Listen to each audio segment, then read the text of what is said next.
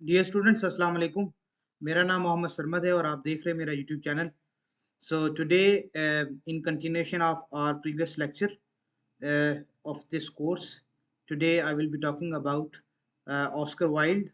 He is a very famous playwright, a famous short story writer. So let's begin. सबसे पहले जो हमारा आज का जो लेक्चर होगा इसमें हम बात करेंगे first of all with the introduction of Oscar Wilde, his famous works. Then I will be talking about his two of his famous stories. First is The Happy Prince, and the second one is The Nightingale and the Rose. इसके हम जैसे हमने previously जिक्र किया था O Henry का, उसकी भी दो स्टोरीज की बात की थी। तो मैं प्लॉट, थीम्स, कैरेक्टराइजेशन और उसकी कुछ कैरेक्टरिस्टिक्स के बारे में तफसील से बात करूंगा। तो ये हमारे पास दूसरी स्टोरी है, the nightingale and the rose. Okay, so Oscar Wilde, he was born in 1854 and he died in 1900। तो ये जो विक्टोरियन एज का एक राइटर है और he was famous for some of his works जो बहुत ज़्यादा फेमस हैं और आज भी पढ़ाए जाते हैं। एक आयरिश बॉर्न ये नॉवलिस्ट है, इसने नॉवल लिखा, पिक्चर ऑफ डोरियन ग्रे बड़ा इसका एक फेमस नॉवल है। प्ले राइट था, इसमें the importance of being Earnest और इस तरीके से बाकी भी, पोएट था और लिटरेरी क्रिटिक था। और इसके अलावा शॉर्ट स्टोरीज भी इसने कुछ लिखी हैं।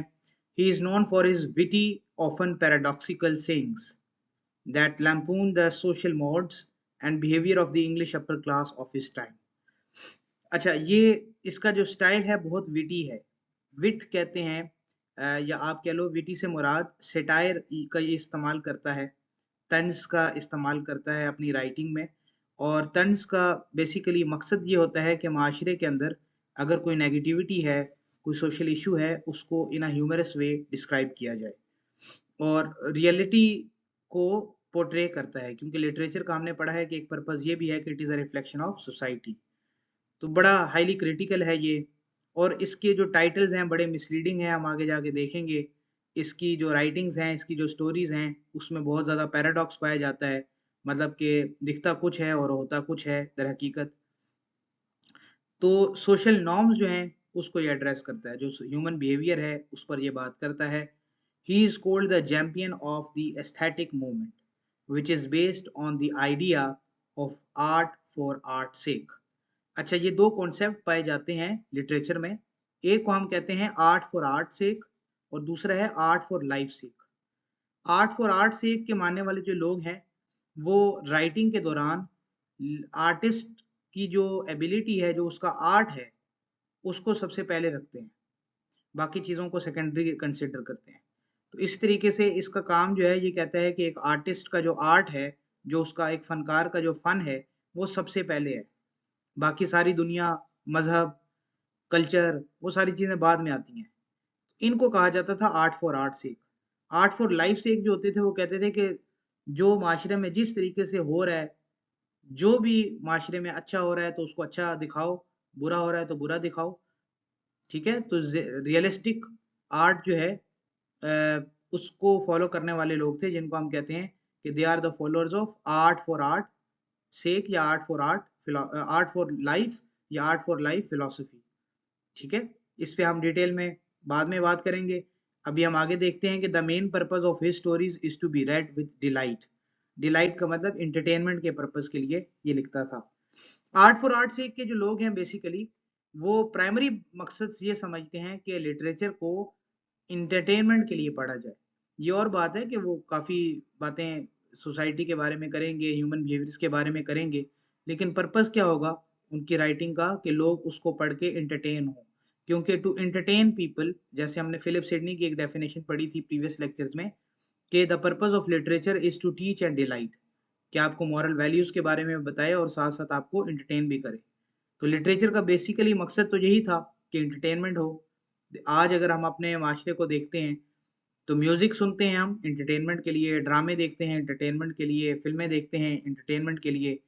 तो इस तरीके से कोई म्यूजिक सुनते हैं, गाने सुनते हैं, सॉन्ग्स वगैरह, वो भी एंटरटेनमेंट के लिए। तो हर इंसान अपने ज़ौक़ के मुताबिक और अपनी समझ के मुताबिक, अपने मिज़ाज के मुताबिक एंटरटेनमेंट के मुख्तलिफ ज़राए जो है उनका इस्तेमाल करता है, ठीक है? और उनसे एंटरटेन होता है। तो यही असल में एजेंडा था आर्ट फॉर आर्ट सेक का। अच्छा, इसको कहा जाता है कि he is the master of unpredictable. मतलब कि इसकी स्टोरीज़ में अक्सर आपको ये चीज़ देखने को मिलेगी कि आप सोच भी नहीं सकते कि भई ये क्या हो गया? जब आप स्टोरी की एंडिंग देखते हो तो इसकी एंडिंग बड़ी पैराडॉक्सिकल होती हैं, आयरॉनिकल होती हैं। तो सोचा रीडर जो होता है वो कुछ सोच रहा होता है और हो कुछ और जाता है। तो इसी तरीके से इसके जो टाइटल्स हैं, वो बड़े मिसलीडिंग हैं। जैसे इसका टाइटल है द हैप्पी प्रिंस। तो हैप्पी प्रिंस का जो टाइटल है वो असल में हैप्पी है नहीं, ठीक है? तो उसको कहा जा रहा है द हैप्पी प्रिंस। लेकिन असल में वो प्रिंस हैप्पी नहीं होगा, हम स्टोरी में देखेंगे कैसे। इसके अलावा he infuses a number of messages in the story but not openly. इसकी जो कहानी है उसमें बहुत से मैसेजेस कन्वे होते हैं, बहुत से थीम्स होते हैं, लेकिन ये एक्सप्लिसिटली उसको शो नहीं करता। वो रीडर जो है पढ़ने वाला, वो उसमें से मीनिंग्स को डिराइव खुद करता है। His five his fine sense of imagination, humor and satire are very obvious in his writings. अच्छा, इमेजिनेशन, ह्यूमर एंड सटायर, ये तीन अलग अलग चीजें हैं। इमेजिनेशन का मतलब होता है कि राइटर जो है वो इमेजिन करता है एक चीज, क्योंकि वो एक तख्लीकार है, उसकी अपनी एक क्रिएटिविटी है, लिखने की सलाहियत तो है, लेकिन उसका एक अपना जहन है, एक अपना वर्ल्ड है जिसको उसने अपनी इमेजिनेशन से क्रिएट किया हुआ है। और इसकी ढेरों एग्जांपल्स हमें मिलती हैं लिटरेचर के अंदर। जैसे अगर आप हैरी पॉटर के एग्जांपल लो, हैरी पॉटर की जो ऑथर है, बड़ा एक फेमस मूवीज भी इस पे बनी हुई हैं और अभी कुछ सीजन भी आ रहा है इस पे। तो आप ये देखो कि इतनी जो उसमें एक प्रॉपर एक कैरेक्टर्स हैं, प्रॉपर एक स्कूल है जिसको इमेजिन किया हुआ है, प्रॉपर एक सिस्टम है, मिनिस्ट्री है जिसको मतलब हर चीज आपको उसमें मिलेगी। तो आम इंसान जब उसको पढ़ता है या उसके बारे में सोचता है तो उसको रश्क आता है कि एक इंसान इस कदर कैसे इमेजिन कर सकता है चीजें। तो राइटर की जो इमेजिनेशन होती है वही असल में उसकी क्रिएटिविटी पे असर रखती है और उसको मुतासिर करती है। तो ऑस्कर वाइल्ड की इमेजिनेशन भी बड़ी फाइन है और आप कह लो कि बड़ी भरपूर इमेजिनेशन रखता है। ह्यूमर कहते हैं मजाक को और सटायर कहते हैं तंज को। मजा वो होता है जिसमें ओपनली आप अवाम को हंसाते हो, किसी को मॉक करते हो, किसी का मजाक उड़ाते भी हो, लोग हंसते हैं। सेटायर जो होता है वो माशरे की किसी खामी के बारे में होता है कि माशरे में आपकी सोसाइटी में कोई ऐसा सोशल इशू हो जिसको आप एड्रेस कर रहे हो, लेकिन हंसते हंसते, जिसको हम तंज कहते हैं। तो तंज़ो मज़ा अदब में इस तरीके से इस्तेमाल होता है।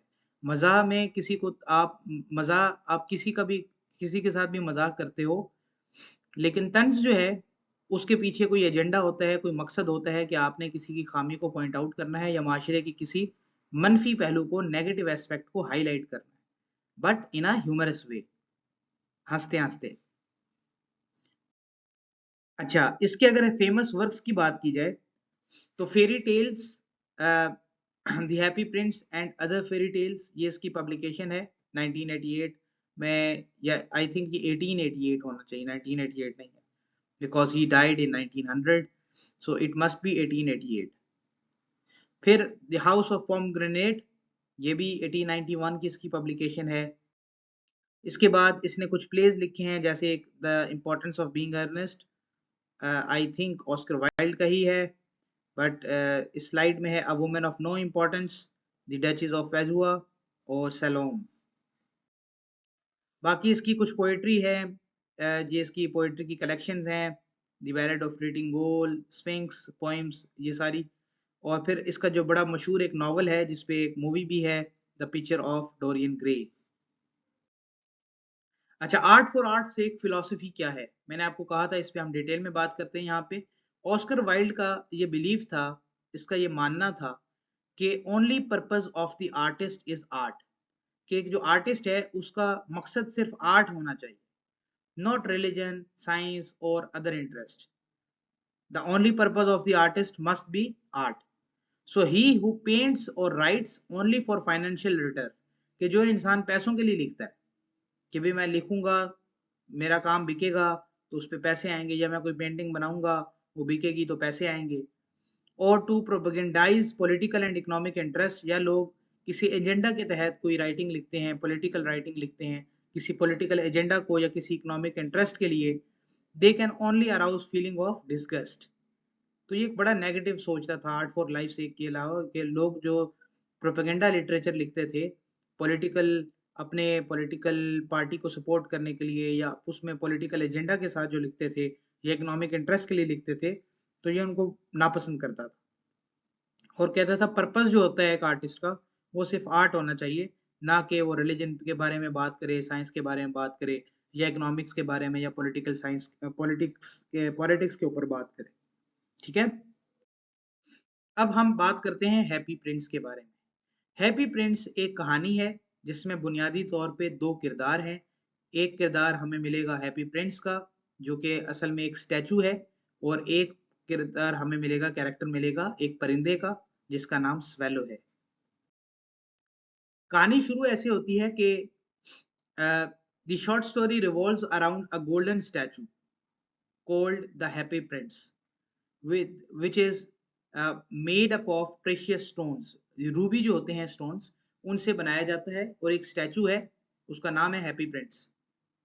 ठीक है, और एक और हमारे पास किरदार है, इसमें कैरेक्टर है swallow, which is planning to go to Egypt. अब स्वेलो क्या करता है कि, मतलब वो जो बर्ड है, swallow decides to sleep on the statue's feet. लेकिन जब ये, क्योंकि बड़ा खूबसूरत और बड़ा अट्रैक्टिव है वो जो स्टैचू है, और गोल्डन है, so when he is putting his head under his wings, ठीक है, जैसे वो मतलब कि वो जो स्टैचू खड़ा हुआ है, और he realizes that the happy Prince is crying.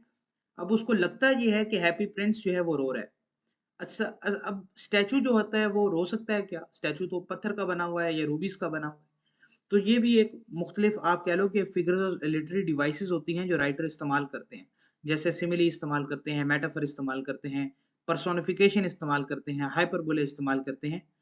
तो यहाँ पर भी राइटर जो है वो लिटरेरी डिवाइस का इस्तेमाल कर रहा है कि एक बुत जो है वो रो रहा है, मतलब कि नॉन ह्यूमन बीइंग को ह्यूमन क्वालिटी दी जा रही है, पर्सोनिफाई कर रहा है।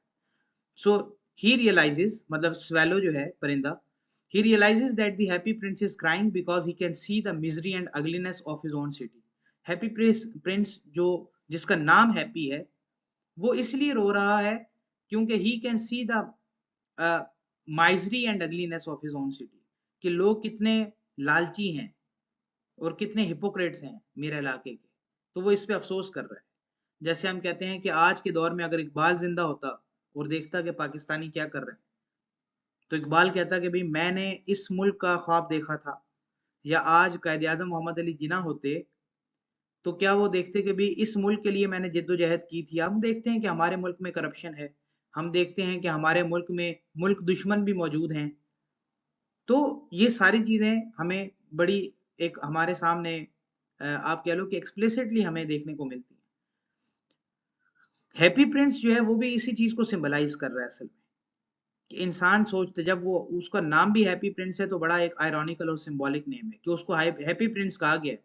तो जो शुरू में हमने बात की कि ऑस्कर वाइल्ड बड़ा पैराडॉक्सिकल स्टाइल है इसका, पैराडॉक्स इसी को कहते हैं जिसमें तेजाद पाया जाता है कि ये कैसा हैप्पी प्रिंस है जो रो रहा है, भाई हैप्पी तो नहीं, बल्कि वो पछता रहा है। और happy prince ask the swallow to be his messenger. अब वो हैप्पी प्रिंस क्या करता है जी, स्वेलो को कहता है कि मेरे मैसेंजर बनो और मेरा ये पैगाम लेके जाओ। क्या लेके जाओ भाई, या उस मेरा एक काम कर दो। क्या काम करना है? He request swallow to take his precious stones to help the poor and needy. वो कहता है कि ये जो मेरे जिस्म पे मुख्तलिफ जो स्टोन्स लगे हुए हैं ना, बड़े प्रेशियस स्टोन से मेरा स्टैचू बनाया गया, मुझे एक रूबीज लगे हुए हैं और गोल्ड का है, तो ये ले जाओ उतार उतार के एक एक करके, और पुअर और नीडी जो है इस इलाके की उनकी मदद करो। अब वो कहता है ठीक है। तो as a result the prince becomes blind and the swallow decides to stay with him forever. वक्त के साथ साथ क्या होता है कि प्रिंस जो है वो ब्लाइंड हो जाता है, और स्वेलो जो है he decides to stay with him forever. अच्छा, due to cold weather the swallow dies as well.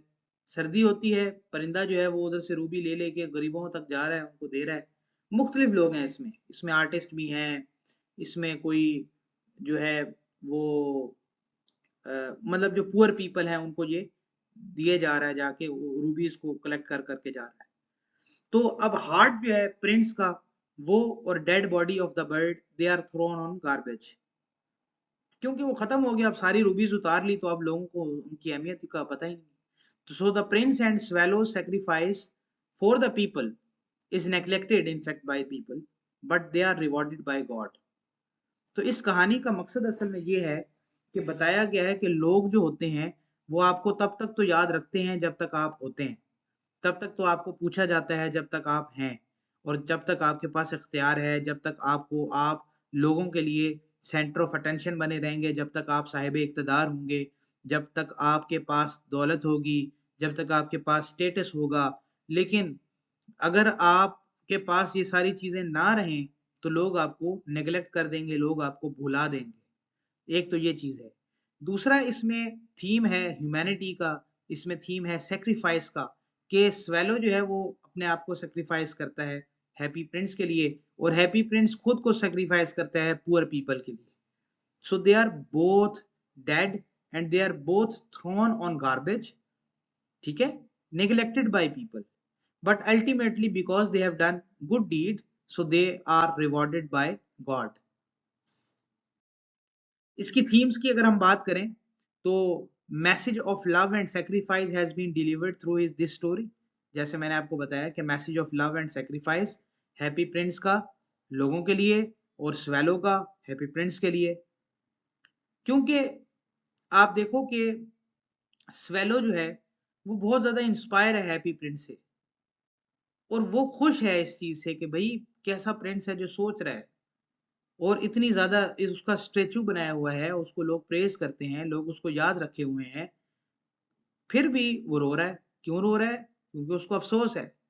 तो वो he wants to help him and he wants to help others, poor people as well. So helping other being brings happiness and peace of mind. ये भी एक theme इसमें बताया गया है। उसके बाद ये बताया कि outer beauty is appreciated but inner beauty is neglected by people, कि इंसान जो है वो बज़ाहिर जो उसको हुस्न नजर आ रहा होता है, जैसे कि आप देखो रूबीज लगी हुई हैं या गोल्डन कलर का स्टैचू है, गोल्ड स्टैचू होगा, सोने का बना हुआ होगा, तो लोग उसको अप्रिशिएट करेंगे। कोई इंसान बेहतर कपड़े पहन के आएगा तो उसकी, वो कहा जाता है कि appearances are often deceptive, you can not जज a book by its cover.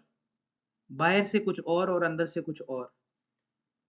तो आउटर ब्यूटी जो होती है उसको तो अप्रिशिएट किया जाता है, लेकिन इनर ब्यूटी जो है उसको लोग नजरअंदाज कर देते हैं। वो एक शेर भी है कि दिले बीना भी कर खुदा से तलब, आंख का नूर दिल का नूर नहीं। तो दिले बीना क्या है असल में? कि आप किसी को, आंख का नूर दिल का नूर नहीं, कि इंसान दिल की बसीरत रखे, दिल से किसी को देखे, और किसी की सीरत को देखे, सूरत को ना देखे। तो ये भी खुदा की एक इनायत है, अल्लाह ताला की इनायत है, अल्लाह ताला सबको नहीं देता। इसके अलावा इस स्टोरी में बात की गई है कि sacrifice is rewarded by God even if people do not realise और एक्नॉलेज इट। क्योंकि गॉड जो है, अल्लाह ताला गफूर रहीम है, अल्लाह ताला सब कुछ देख रहे हैं, वल्लाहु बिमा तामलूना बसीर। अल्लाह ताला सब कुछ देखते हैं, अल्लाह ताला हर चीज की खबर रखे हैं। अगर आप लोगों के साथ अच्छा सलूक करोगे, गरीबों की मदद करोगे, लोगों के साथ हुस्न सलूक से करोगे और आसान तरीके से उनके साथ पेश आओगे, तो कोई आपको अप्रिशिएट करे ना करे, अल्लाह ताला आपको जरूर रिवॉर्ड देगा उसका। Although Oscar Wilde himself, he is not a very religious religious person, yet हम यहाँ पर देख सकते हैं कि स्टोरी के जरिए he is mentioning that God will definitely be rewarding the happy prince and the bird as well. Characterisation की बात करें तो there are mainly two characters in the story, जैसे हमने बात की the statue and the bird. अब कुछ माइनर पैसिव कैरेक्टर्स हैं, जैसे reed, seamstress, match girl and poor writer, मतलब ये आर्टिस्ट ही होता है, ये भी है कोई, तो प्ले राइट होता है, sorry dramatist. So help the writer weave the story, कुछ किरदार डाले हैं ऑस्कर वाइल्ड ने। ये सारे गरीब लोग हैं जिनकी मदद करता है वो बर्ड स्टैचू की हेल्प से। So the character of the Prince is undeveloped at the beginning, as a statue of the prince is only a part of the scenery of the town. तो आहिस्ता आहिस्ता उसका कैरेक्टर कोई इतना ज्यादा develop नहीं है। जिस तरीके से कहानियां होती है ना कि किरदार, किसी का किरदार निगारी की जाती है प्रॉपर, कि हैप्पी प्रिंस कौन था, उसका बाप कौन था, कैसे मरा, ये इतना नहीं पता चला हमें, इस कहानी के अंदर राइटर ने बताया नहीं हमें। तो बड़ी एक वेग सा कैरेक्टर है इसका। लेकिन हमें इतना पता है कि उसका दिल साफ है, वो लोगों की मदद करना चाह रहा है, और लोगों की माइजरी पे और लोगों की हिपोक्रेसी पे और लोगों के इमोरल एक्शंस पे, सोसाइटी के अंदर जो फसाद हो रहा है उसके शहर में, उस पे वो लेमेंट कर रहा है, या एक तरह से नोहा कर रहा है, अफसोस कर रहा है। तो ये हमें पता है कि वो अब इजहार अफसोस जो है उसका देखने में मिलता है हमें इस कहानी में। इसके अलावा आप देखो कि living at the palace the prince could neither shed tears nor feel sorrow. ठीक है, living at the palace the prince could neither shed tears nor feel sorrow. अब एक शहजादे की जिंदगी कैसी होती है पैलेस में, उसको पता ही नहीं है, जो शहजादा पैलेस में रह रहा है उसको पता ही नहीं है कि बाहर लोग किस गम में हैं। ठीक है, जो गौतम बुद्धा है, जो बुद्धिज्म का फाउंडर है, उसके बारे में भी कहा जाता है कि वो एक शहजादा था, और जब वो अपने महल से बाहर निकला तो उसको पता चला कि लोगों की क्या मुश्किलात है।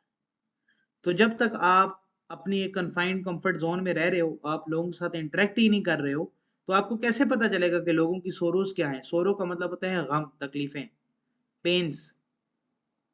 तो एक शहजादा जब महल में रह रहा है तो कैसे आंसू बहाएगा, वो समझेगा ही नहीं लोगों की तकालीफ क्या है। So it is not real happiness because his existence remained for himself. ये असली हकीकत नहीं है कि भाई मुझे कोई टेंशन नहीं है, मैं अपने कंफर्ट जोन में और मैं समझता हूँ मैं हैप्पी हूँ, मैं सेटिस्फाइड हूँ। असली हैप्पीनेस ये नहीं, क्योंकि मैं खुद का सोच रहा हूँ, मैं सेल्फिश होके सिर्फ अपने सेल्फ के बारे में सोच रहा हूँ। So he dies without realizing and rendering help to the needy. तो ये जो शहजादा है उसके बारे में हमें ये पता चल रहा है कि he dies without realising that there is also a pain outside the palace. There is a lot of sorrow. There is a lot of sadness, lot of poverty outside his palace. Not for him, but for the common people.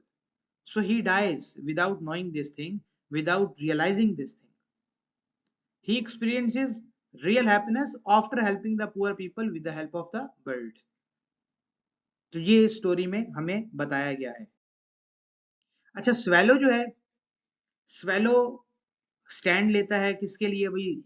Swallow stands for those people who can devote their lives in doing good things for others without the wish to be rewarded back. Swallow जो है वो कहता है कि भाई मैं कुछ भी कर लूं, उन लोगों का साथ दूंगा जो, आप कह लो, विदाउट एनी डिजायर, जो लोग दूसरों की मदद करना चाहते हैं। So he knows well that he must die if he still stays with the happy Prince, but he still finds, और ये करता है, सब वो काम करेगा, इसको पता है कि मैं मर जाऊंगा एक, लेकिन he decides to stay with the happy prince. और फिर सर्दी आती है और ये सर्दी में मर जाता है। अच्छा, अब ये कहानी एज अ फेरी टेल कैसे है? फेरी टेल किसे कहते हैं आप? फेरी टेल एक ऐसी स्टोरी होती है जो बच्चों के लिए लिखी जाती है, और इसमें अक्सर जो है फैंसीफुल क्रिएचर्स होती हैं, ये एक्स्ट्रा ऑर्डिनरी कोई एडवेंचर्स होते हैं जो आम इंसान के इख्तियार में नहीं होते, आम इंसान के बस में नहीं होते। अब आप ये देखो, यहाँ पे हैप्पी प्रिंस है, वो एक स्टैचू है लेकिन रो भी रहा है, बातें भी कर रहा है, और एक स्वेलो है, वो एक्स्ट्रा ऑर्डिनरी काम कर रहा है, वो कोई इंसान नहीं है, लेकिन उससे कितना बड़ा बड़ा काम राइटर करवा रहा है कि भी उधर से वो उसके जिस्म से रूबी को उतार रहा है, और आहिस्ता आहिस्ता उसका जिस्म खाली हो जाता है, सारी रूबीज को कलेक्ट करता है और पुअर पीपल को जाके दे रहा है, गरीबों को बांट रहा है, गरीबों की मदद कर रहा है। तो ये एक extra ordinary adventure. So the happy Prince at first level is an imaginary fairy tale. जब हम स्टार्ट करते हैं इसको कि भाई ये एक शहजादा था, जैसे हम कहानियां पढ़ते हैं वो कहते हैं ना, एक दफा का जिक्र था, एक बादशाह था, उसकी रानी थी, या एक शहजादा था या एक शहजादी थी, ये फेरी टेल्स होती है। So there is frequent use of personification. Personification मैंने आपको बता दिया कि अब आप देखो कि वो बातें कर रहे हैं, बर्ड है, वो भी इंसानों की तरह बात कर रहा है, उसके डायलॉग्स हैं, स्वेलो। और इसके अलावा स्टैचू जो है वो भी बातें कर रहा है जी, रो भी रहा है। तो ये पर्सोनिफिकेशन है। नरेशन जो है वो बड़ी सिंपल है, जो मतलब कहानी है वो बड़ी सिंपल है, समझ आ जाती है, और कुछ फ्रेजेस, कुछ वर्ड्स बार बार रिपीट भी हो रहे हैं, तो रिपीटेटिव पैटर्न भी है इसके अंदर, कहानी के अंदर। तो ये छोटी सी स्टोरी है, आप सबको जरूर पढ़नी चाहिए। अच्छा, फिर है एज एन एलिगरी, कि हाउ द हैप्पी प्रिंस, ये कुछ कैरेक्टरिस्टिक्स मैं आपको पढ़ा रहा हूँ। मतलब सवाल आपसे पूछा जा सकता है कि how the happy Prince is a fairy tale, या आपसे पूछा जा सकता है how happy Prince is an allegory. तो एलिगरी कहते हैं ऐसी कहानी को या ऐसी पोएम को जिसमें जिसके दो मीनिंग्स होते हैं। एक होता है लिटरल मीनिंग और एक होता है सिंबॉलिक मीनिंग। लिटरल मीनिंग जो आप पढ़ के समझ जाते हो फौरन से। सिंबॉलिक मीनिंग कि भाई कहना कुछ और चाहता है, राइटर असल में कुछ और कहना चाहता है, लिखा ये है लेकिन कहना कुछ और चाहता है, समझाना कुछ और चाहता है। So it is a wonderful allegory typical of 19th century English fiction. उस वक्त जो 19वीं सदी में लिटरेचर लिखा जा रहा था, 19th सेंचुरी का मतलब होता है 1801 से लेके 1900 तक, 19th century.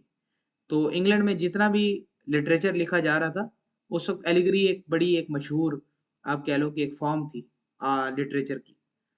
So moral transformation of the individual is mandatory rather than a radical shake up of the political system. वो कहता है कि इंसान की मॉरल ट्रांसफॉर्मेशन जो है वो ज्यादा जरूरी है, बजाय इसके कि एक पॉलिटिकल सिस्टम चेंज किया जाए। तो पॉलिटिक्स में कोई इतना इंटरेस्ट नहीं है, तो इंसान की मॉरल ट्रांसफॉर्मेशन एक फर्द की ज्यादा इंपॉर्टेंट है। तो फर्द को ज्यादा हैसियत मिलती है ऐसी कहानियों में। So the prince and the bird help the needy people but society does not change. कि भाई इंसान अपनी तरफ से कोशिश कर रहा है लेकिन वो पूरी सोसाइटी को तब्दील नहीं कर सकता। The prince and the bird they are helping the needy people, the poor people, लेकिन सोसाइटी ने क्या किया उनके साथ, उनको उठा के गार्बेज में फेंक दिया at the end of the day. Why? कि भाई डेड बॉडी है, उस परिंदा मर गया, उसको क्या करना, उठा के उसको गार्बेज में फेंक दिया। तो दिस इज हाउ कि आप किसी के साथ नेकी करते हैं, किसी के साथ भलाई करते हैं, तो अल्लाह तो रिवॉर्ड देता है लेकिन इंसान जो है वो उसको रिवॉर्ड नहीं देते। अच्छा, ये कुछ एक्टिविटीज हैं आपके सामने, ये आप पॉज करके आराम से लिखो। ये आपकी यूनिवर्सिटी की कोई रिक्वायरमेंट नहीं है, it's just for your own self, कि आपकी हेल्प हो जाए। Write two possible meanings of the given words: spoil, shabby, precious, praise and wrapped. ठीक है, आप वीडियो पॉज करके भी लिख सकते हो और कमेंट बॉक्स में आप बता सकते हो अपने आंसर्स। इसके अलावा it has nothing to do with your marks in your exams. ये मतलब कि कोई ग्रेडेड असाइनमेंट नहीं है कोई आपकी, ये वैसे एक्टिविटी आपकी प्रैक्टिस के लिए है। ऐसे पॉसिबल मीनिंग्स या सिनोनिम्स आप इनके लिख लो, जैसे स्पॉइल है, शेबी है, precious, important, significant, praise, admire. ठीक है। अच्छा, ये भी एक एक्टिविटी है, इसमें कॉज एंड इफेक्ट के बारे में बताया गया कि एक कॉज है उसका क्या इफेक्ट होगा। कॉज कहते हैं कोई ऐसा action that can make something else happen. ठीक है, इसमें एक कॉज दिया हुआ है, आप उसका इफेक्ट लिखो एक जुमला, और कोई कॉज लिखो जिसका ये इफेक्ट लिखा हुआ है आपके सामने। ओके, नेक्स्ट स्टोरी जो है हमारी वो है the nightingale and the rose. ये भी एक बड़ी फेमस स्टोरी है और बड़ी इंटरेस्टिंग है। इसमें एक स्टूडेंट है, एक प्रोफेसर है और एक प्रोफेसर की बेटी है।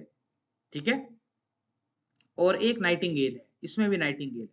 अच्छा, नाइटिंगेल जो होता है ना, ये बड़ा फेमस है, बड़ा सिंबॉलिक है। हम जब पोएट्री पढ़ते हैं तो बुलबुल या ये कुछ परिंदे हैं जो बड़े सिंबॉलिक हैं। जैसे इकबाल ने कहा कि ए बुलबुल तू किस शाख पे जा बैठा, न शाख अपनी न बाग अपना, तू किससे दिल लगा बैठा। तो बुलबुल को बहुत से शोरा ने इस्तेमाल किया। बुलबुल को बागबां से ना सयाद से गिला, किस्मत में कैद लिखी थी फसले बहार में। बातुर शाह जफर ने भी बुलबुल का इस्तेमाल किया। जॉन कीट्स ने ओड टू नाइटिंगेल लिखी, बड़ी फेमस उसकी एक पोएम है। इंग्लिश पोएट था जॉन कीट्स, रोमांटिक पोएट था। तो नाइटिंगेल हमेशा से बड़ा एक सिंबॉलिक है। नाइटिंगेल का जो गीत है, जो गाना है, जो वो गम में या दुख में गाता है, वो बड़ा एक सिंबॉलिक है राइटर्स के नजदीक।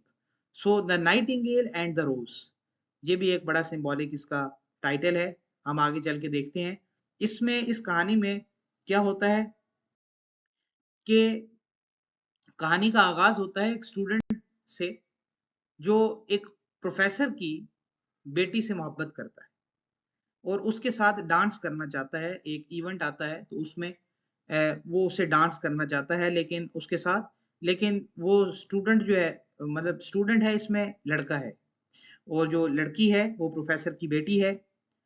और वो लड़की कहती है उसको कि अगर तुम मुझे लाल गुलाब दोगे, रेड रोज, तो ही मैं तुम्हारे साथ डांस करूंगी। अब ये बड़ा परेशान है और कहता है अब मैं लाल रोज कहाँ से लेके आऊं। बड़ा परेशान है, सख्त सर्दी है। तो कहता है इतनी सख्त सर्दी में मैं लाल गुलाब कहाँ से लेके आऊं। Due to cold weather no red rose is found in his garden. ढूंढता है, नहीं मिलता और बड़ा मायूस है और बड़े दुख में है। शदीद मोहब्बत करता है उस लड़की से और उसके साथ सिर्फ डांस चाहता है। अब नाइटिंगेल जो है वो इस सारे सिचुएशन को विटनेस कर रहा है, ठीक है, and decides to bring a red rose for student. वो स्टूडेंट के लिए आखिरकार एक रेड रोज लेके आता है, लेकिन रेड रोज लाने के बावजूद क्या है कि the bird is ready to sacrifice her life. ठीक है, तो the bird is ready to sacrifice her life for the student as she takes him a true lover. कि भाई ये मोहब्बत सच्ची है, दो प्यार करने वाले, इसका प्यार सच्चा है, इसकी मोहब्बत सच्ची है। अगर फूल मिल जाएगा तो इसको इसकी मोहब्बत मिल जाएगी। तो वो जान पे खेल के वो रेड रोज जो है ले लेता है। So nightingale succeeds to create a red rose at the cost of her life. अच्छा, ये भी बड़ा सिंबॉलिक है कि जैसे जैसे इसकी रूह निकल रही है तो वो रेड रोज जो है वहां से आ रहा है। तो जब ये रेड रोज इस लड़की के पास आएगा तो आयरॉनिकली क्या होता है कि ये रेड रोज लेके जब जाता है उस लड़की के पास, तो वो जो स्टूडेंट है प्रोफेसर की, सॉरी स्टूडेंट नहीं, जो प्रोफेसर की डॉटर है, वो कहती है भाई ये तो कुछ भी नहीं है, तुम्हारे आने से पहले मुझे फलाने बंदे ने ज्वेल्स दिए, जेवरात दिए, या जिसको हम गहने बोलते हैं हिंदी में, तो उसने कहा मुझे ज्वेलरी दी, वो इस रेड रोज से ज्यादा इंपॉर्टेंट है। और ये रेड रोज वैसे भी मेरे कपड़ों के साथ सूट नहीं करेंगे। उस लड़के को बड़ा गुस्सा चढ़ता है इस बात पे और वो गुस्से में क्या करता है, he throws the rose into the street wear it falls into the gutter. ये मतलब कि उस जिसके लिए बुलबुल ने अपनी जान दे दी, जिसके लिए नाइटिंगेल ने सेक्रीफाइस कर दी अपनी जान, उसकी ये हैसियत थी कि वो फूलों को फेंक देता है और वो गटर में जाके गिर जाते हैं। तो इस में भी आपको आर्ट फॉर आर्ट से एक पता चलेगा कि the passion of nightingale reflects the deep theme art for art sake. इसमें जो नाइटिंगेल है वो अपनी लाइफ को सेक्रीफाइस कर रहा है। आप देखो दोनों स्टोरीज में हमें थीम ऑफ सेक्रीफाइस मिला है कि नाइटिंगेल जो है वो सेक्रीफाइस कर रहा है खुद को। And it also shows aestheticism in its ongoing conflict with utilitarianism. अच्छा, यूटिलिटेरियनिज्म ये है कि किसी भी चीज को देखो तो उसकी यूटिलिटी को देखो कि भाई उसका काम क्या है, उसका फंक्शन क्या है, यूटिलिटी क्या है।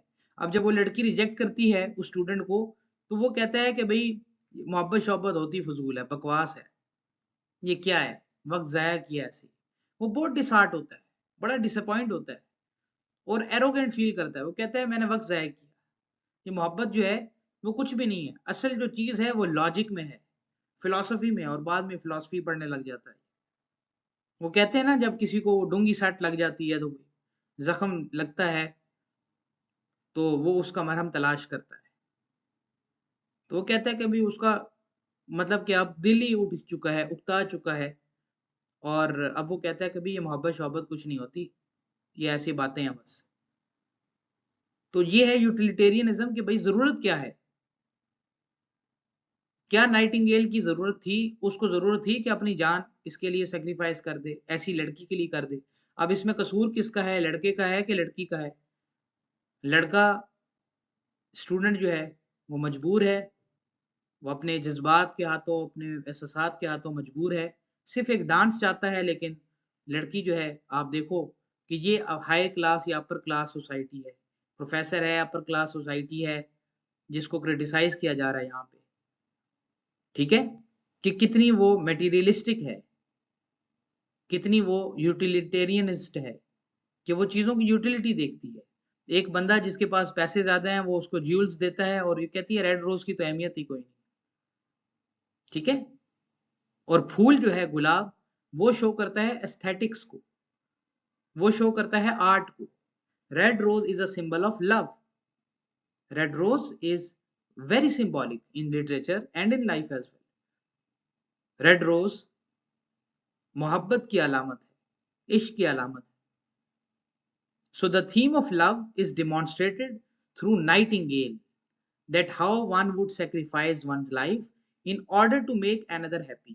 असली मोहब्बत जो है वो तो नाइटिंगेल ने बताया कि मोहब्बत होती क्या है, कि मोहब्बत यह है कि आप अपनी जान का नजराना पेश कर देते हो अपने महबूब से इजहार मोहब्बत करने के लिए। आप अपनी जान जो है वो गंवा बैठते हो, आप अपनी जान कुर्बान कर सकते हो सिर्फ अपने महबूब को खुश करने के लिए या उसकी अटेंशन लेने के लिए। तो ये कॉन्सेप्ट नाइटिंगेल के थ्रू हमें दिया जा रहा है, थीम ऑफ लव। फिर जो कैरेक्टर है नाइटिंगेल का, वो दिखाया गया है बड़ा केयरिंग, बड़ा एफेक्शनेट, ख्याल रखने वाला, एहसास रखने वाला।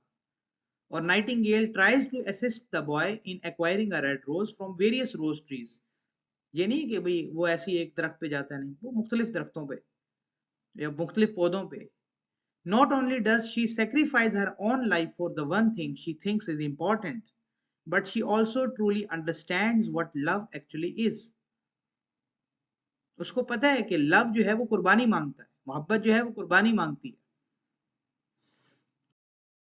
अच्छा, तो जो स्टूडेंट का कैरेक्टर है वो बड़ा रोमांटिक दिखाया गया है, बड़ा पैशनेट दिखाया गया है, बहुत डेस्परेट दिखाया गया है, बड़ा डेस्परेट है अपनी बिलवेड के साथ डांस करने के लिए। लेकिन his passion moves the nightingale to sacrifice her life.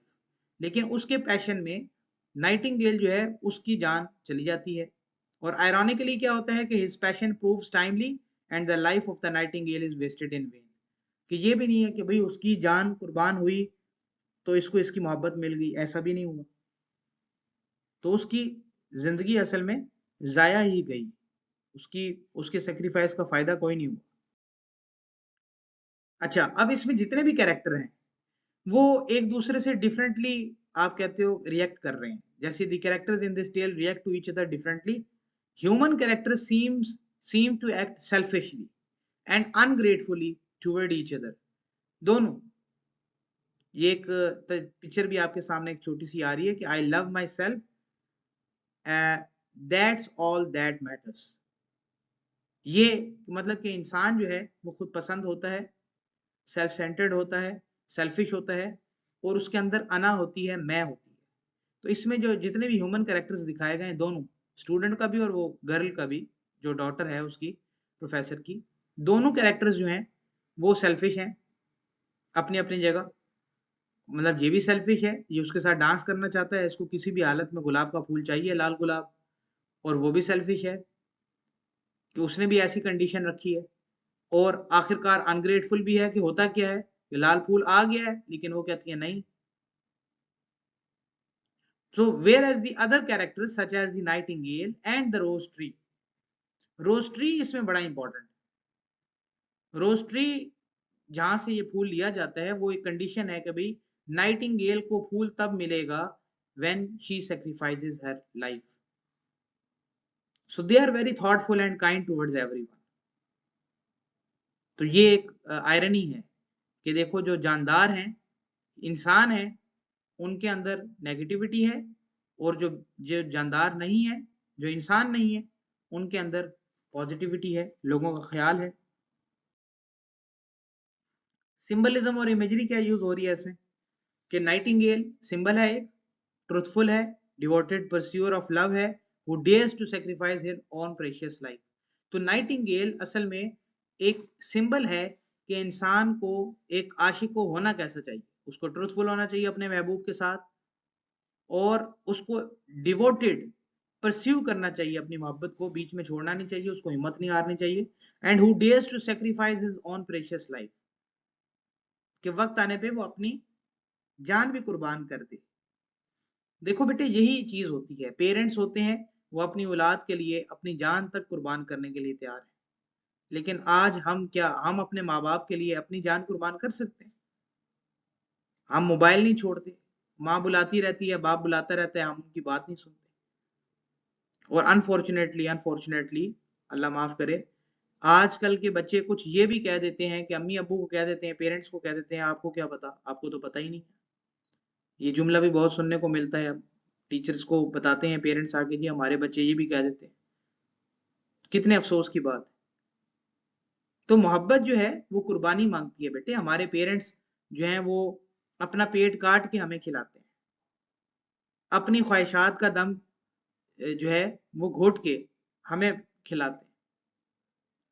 Red rose है वो सिंबल है एक ट्रू लव का, which needs constant nourishment of passions of their lovers. और student, not a true lover, ignorance of love, not persistent pursuing love. कि हिम्मत हार गया ना एंड में, आखिरकार कहता है फिलॉसफी पढ़ूंगा, छोड़ो क्या है ये मोहब्बत शोहब्बत क्या है, छोड़ दिया उसने।